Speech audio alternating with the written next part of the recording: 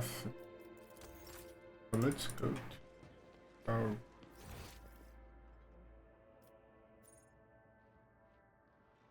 no.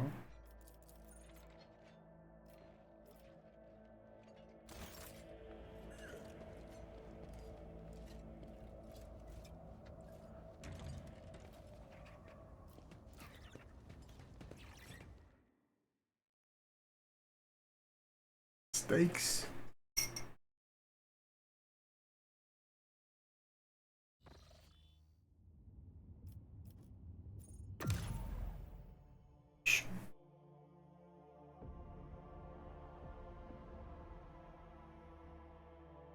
I think I need to leave the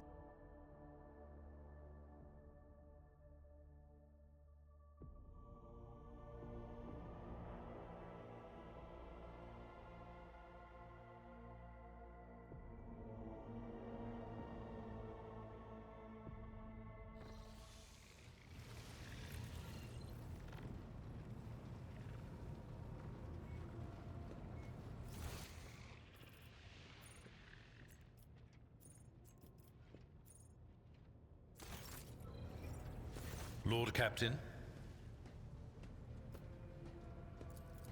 Lord Captain.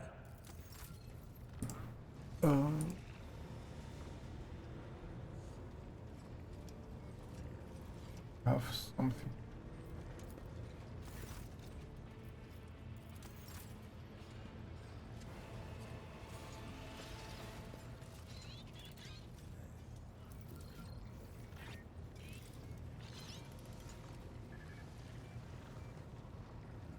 To what do I owe this visit?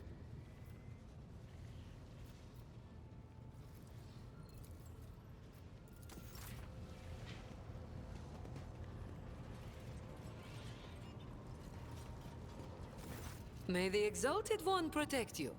Have you grown bored without our little talk, Shireen? Oh, I have no doubt you will. Go through them. My apologies. 19% of my processing power is engaged in the analysis of my tech comrade's memory. My response time may be longer than usual.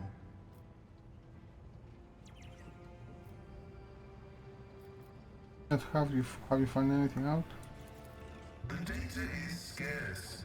His identification code is the same as mine, and his memory contains data confirming that the assassination did take place.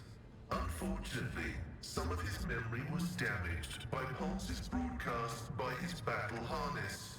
I can assert with some confidence that he was who he claimed to be, and that he served the Deus Mechanicus earnestly and eagerly. Gave off the impression of a paranoid madman. Notwithstanding his permanent state of agony, he was not cognitively dysfunctional. His desire to immediately destroy the object he had deemed profane was partly dictated by his engrammatic augmetics, which were receiving imperatives from his battle harness. In light of the oddness of our matching identification codes, I find merit in his hypothesis as to the existence of a clandestine malevolent agent or conspiracy operating inside our fraternity. What do you think was behind this? No data available. I will hypothesize that the assassination was instigated by an enemy of the Blessed Amanat's doctrine. I accept the possibility that the assassins were targeting me, only to be led astray by Tarsus's and my own identical identifiers. Let's see. I am concerned about the fate of Archmagos Amanat. According to Opticon 22, he went missing in the wake of the incident on an Arch Mechanicus, the Heretical. Information about that ship and its perishing has been purged from the archives. I accept the possibility that the incident on the ship, the concealed data, and the assassination have all been part of a single conspiracy. Are you not surprised that Amarnath sports had such an effect? You? I was not knowledgeable as to how popular Blessed Amanat's teaching was in exploratory circles. The Cognizant's fleet is massive. His ideas might have found a larger following on its periphery than in the Mother Squadron. Amarnath was a believer and he caused schism. Tarzus was a believer, turning to Zulu. Faith can be dangerous. Of course, faith is dangerous. Faith is the prerogative of the spirit, and a spiritless mind is an enemy of all existence. Without faith, there is no meaning in anything, no point to any aspirations or limitations. But faith can take different forms. Yeah. The form of prohibitions established by unknown elders. The form of an audacious violation of those prohibitions. The form of following dogma or of schism. The form of following the cycle or of discontinuing the cycle. In a system with two courses of action, schism is inevitable. And only one of these paths will be true, as truth is discreetly separate from untruth.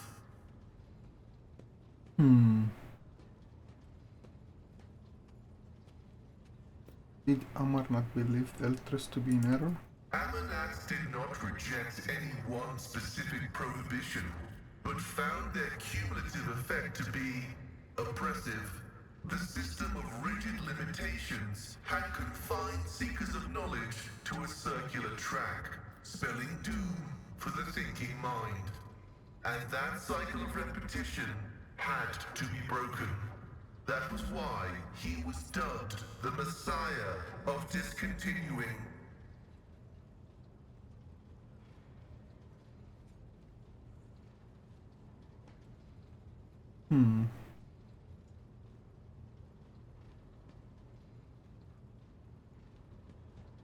Okay, so he's...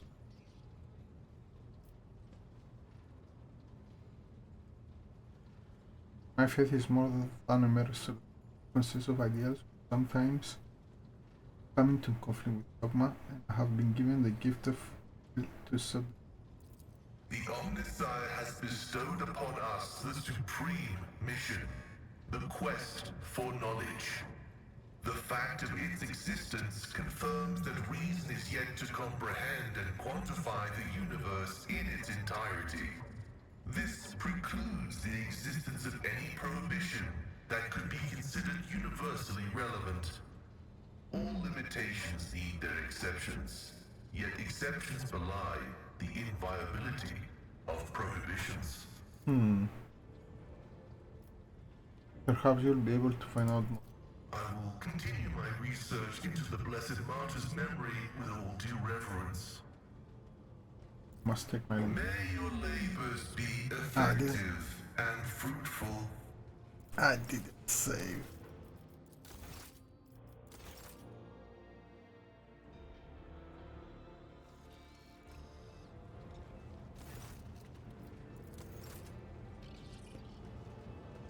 Nothing.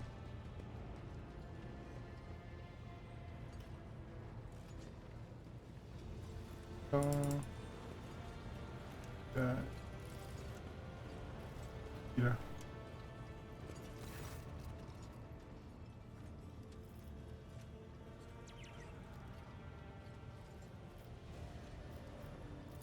All right, let's hear what they're whispering about you. I'm sorry, Lord Captain. The voices are going wild. I can't make out a thing.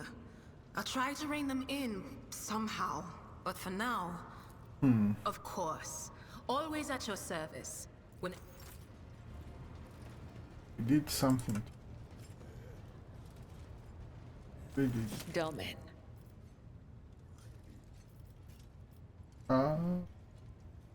Did all this. may the All this. Come on.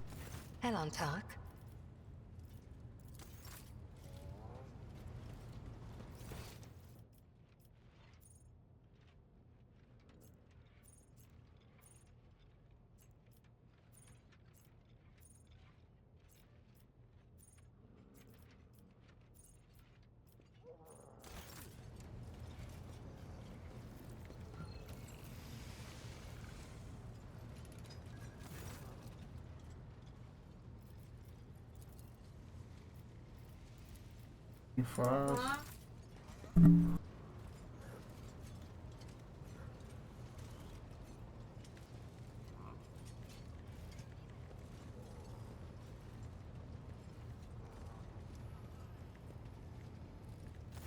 Greetings, Rogue Trader. I would like to report that Glato and I have finished our initial inspection of the upper decks. The list of infractions ended up being 5 pages shorter than expected. I'm beginning to worry that a servant of the Lex might have little to occupy himself with aboard your ship.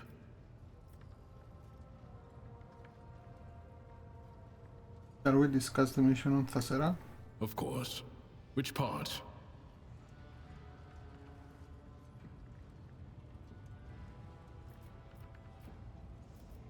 What do you think we could have done to satisfy the perfect? I do not know. It was one of those tough situations where only time will tell how well you handled them. If I were in your position, I would take the prefect's evaluation in stride and learn from your painful experience on Thasera. Sometimes, life knocks the wind out of you in a way that can't be dodged, so it helps to learn how to take a hit. The perfect can say what she likes. I'm convinced that I made the right choice. I'm not going to call the prefect's judgment into question, but you had to make a difficult decision, and you made it. You took responsibility. I appreciate such qualities in people. I'm curious, did you like any of the entertainment we saw in Thasera? I was on a mission, not attending to pointless amusements.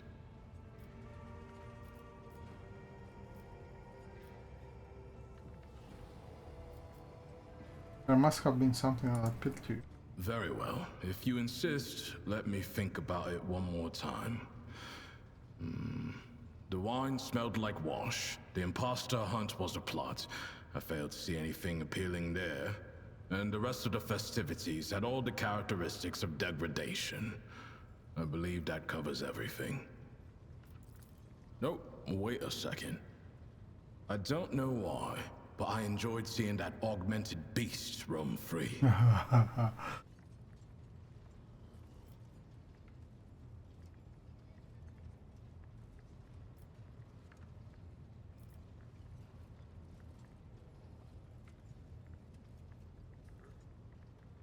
The second thought maybe Thasera was not that impressive.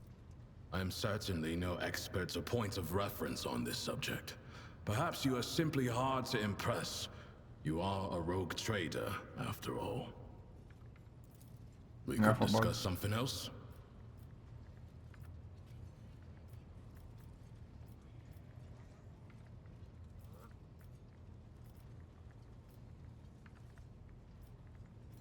Must feel strange to be without your unit. I've never been a part of a rogue trader's escort before.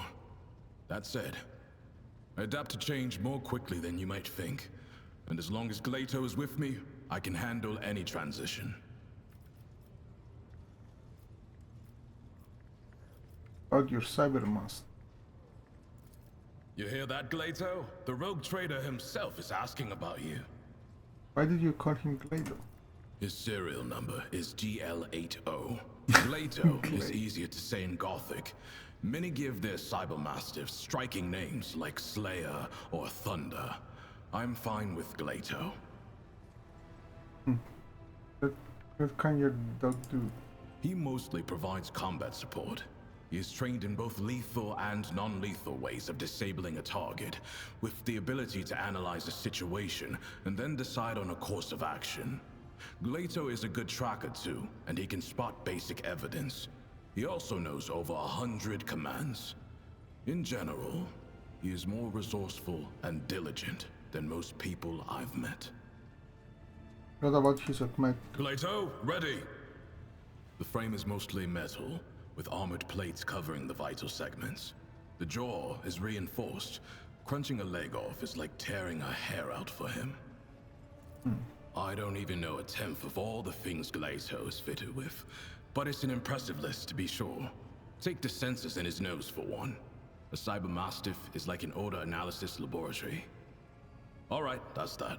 Glato, attention. What commands does he know? They range from kill and guard and the like, to more complex guard and patrol protocols. A protocol is a combination of behavioral patterns, which the Cybermastiff follows according to the present situation. In other words, I don't have to control Glato all the time. He can adjust and react to the circumstances on his own. I will do. As you wish. Is Glato fully servitorized or is some part go? Generally, Cybermastiffs have all aspects of their animal nature removed, but Glato is a special case. His submodel takes a dog's loyalty and instincts as a hunter and guard, and renders them absolute. He is neither a dog nor a servitor. He is something much more. A Cybermastiff, a living weapon in service of the law.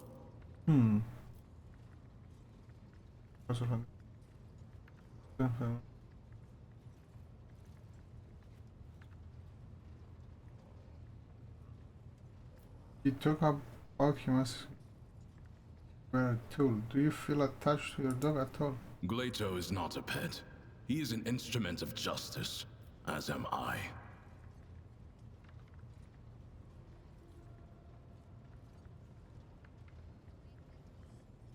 You will be willing to sacrifice him? I haven't had to so far. I do not spend time contemplating such things. It is a fruitless pastime at best. Is fair, or did you just say you consider yourself to be same level as your dog? Him or any other weapon that lies in the hands of the law. Only my service to the Lex Imperialis determines the level on which I stand.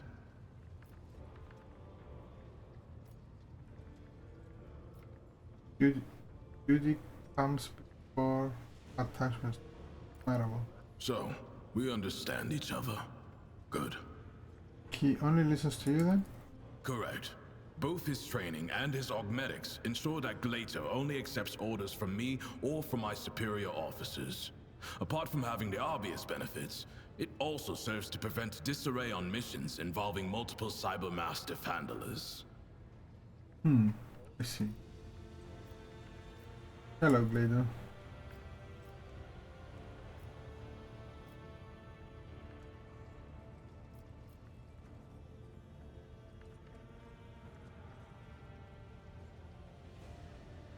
Does Glato have a favorable type of training? What pastime of choice? Sometimes I let him play with heretics' corpses. That was a joke. If you're asking about entertainment, that concept does not really apply to an RBT's dog. But I like to imagine that Glato is enthusiastic about training with me, that he enjoys running long distances at my side, and during target practice, he always seems eager to hear me give the attack order. That can be lovely, can't it? Fine. Let me satisfy your curiosity. I do have a special exercise that helps to sharpen Glato's hunting instincts. I take a few ammo casings and hide them in hard-to-reach places. One time, after a raid on a manufactorum, I gave him a whole abandoned workshop to run around in, but I also played a trick on him by throwing one casing onto a ceiling beam. Then it was Glato's turn to play tricks. He waited under the beam until I walked up to him. Then he jumped onto my shoulders and climbed to the top. He cut my temple open with his claw and almost broke my clavicle, but he got the casing. I think you and Glato could do with your own training ground. I will order space be preparing one of the compartments. Have it outfit everything you need. The equipment needs to be sturdy. Glato is unstoppable when he's not holding back. Thank you. Give the dog a piece of training. Here you go. Different. Glato is not a house pet rogue trader. Trying to feed him will get you nowhere. He only eats out of my hands, and only at specific times. Strict training. It protects the Cybermastiff against deliberate poisoning and other ill intents. Basically, Okay. don't waste your time or your meat. Okay, serve with you. Honor, Glato.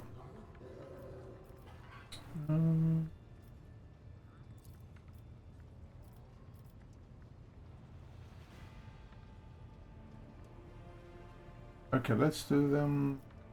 Maybe. Am I imagining, or do you seem relaxed? I doubt such a word could ever be accurately used to describe an arbitrator, but there is some truth to your observation.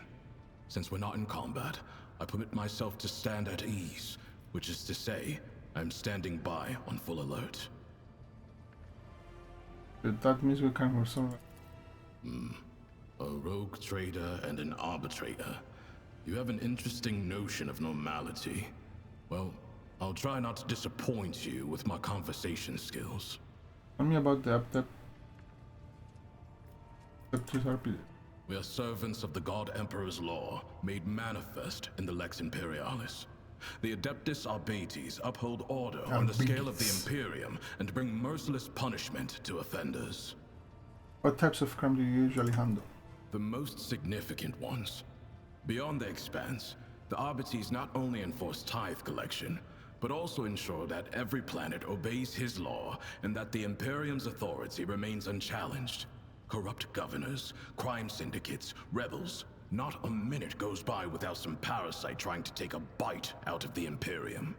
We destroy any who dare trespass against the law. What about witches, merchant, and cults? Those are indeed the greatest threat to the Imperium, and I never leave a heretic I meet without a bullet lodged inside him. But such matters are primarily handled by other forces, which are influential enough so as not to be mentioned out loud without a reason. So if you see someone trying to murder an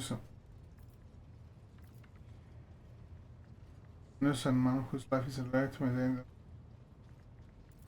by... Unless said man's innocence has been previously established, such as during an investigation. In any other scenario, murder is just a common disturbance. My intervention is only required in the case of an attack on an administratum functionary or some other important figure. Then I must take measures. However, if I have an assignment to carry out, I will ignore any distracting factors. The duties of the Arbites are above everyday crime. We collect the tithe that feeds the military might of the Imperium and sustains its authority over many worlds.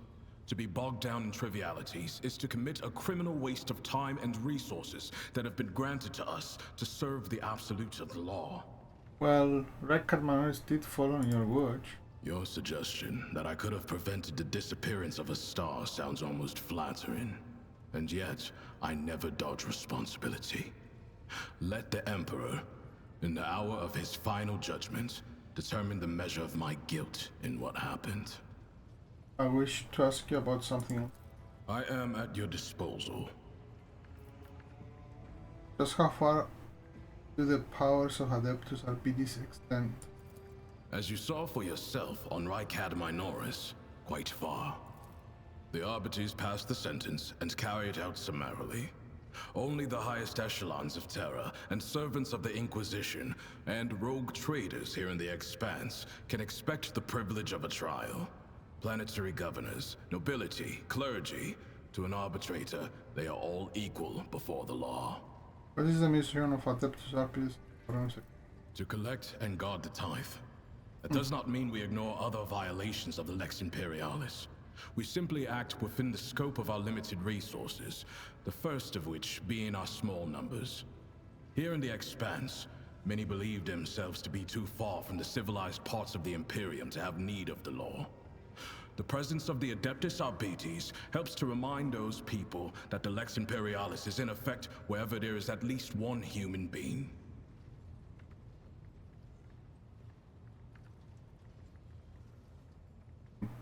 I will do. Wish to know more about you? You prefer to have a better understanding of the people you travel with. That makes sense. Ask. Where are you from? Port Wander in Calixis. The gateway to the Expanse, a monumental station, always covered in ships and bursting at the seams from all the dealers, pilgrims, mercenaries, and criminals. Compared to Port Wander, Footfall is just a lifeless rock in the void. How did you become an RPG? How? The short answer is the Schola Progenium. But I doubt you'd be satisfied with that. My father was an arbitrator, a good one, or else they wouldn't have found him in an alley filled with bullet holes. Someone who served with my father told me he was shot with 10 different weapons, and that he took at least 4 of the bastards down with him. I was sent to the School of Progenium right after that, and the mentors there forged me into an arbitrator. I was an eager student, thanks to the example of unyielding duty and dignity my father set for me. The only thing I didn't need to borrow from him was hate. He didn't instill that. It was always with me. I never doubted that criminal vermin deserve only execution, but it was my father's death that truly crystallized my hatred, made it complete.